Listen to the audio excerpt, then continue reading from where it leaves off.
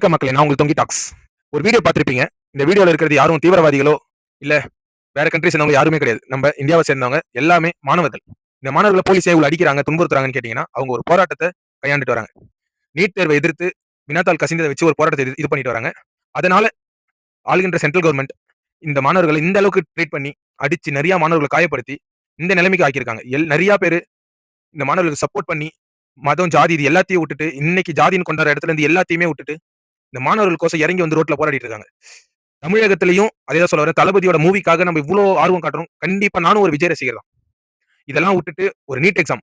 தளபதி விஜயே பேசியிருப்பாரு அனிதா அக்காவ பத்தி. அதே மாரி நெறைய மாணவர்கள் நீட் எக்ஸாம்ல இறந்திருக்காங்க. அந்த மாணவர்களுக்கு நம்பளால முடிஞ்ச சப்போர்ட்.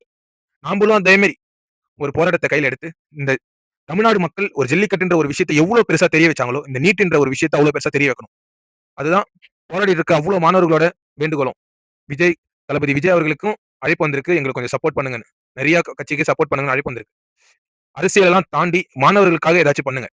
எல்லா அரசியல் கட்சிகளையும் நான் கேட்கிறேன். அரசியல தாண்டி மாணவர்களுக்கு கொஞ்சம் உதவி செய்யுங்க. நன்றி.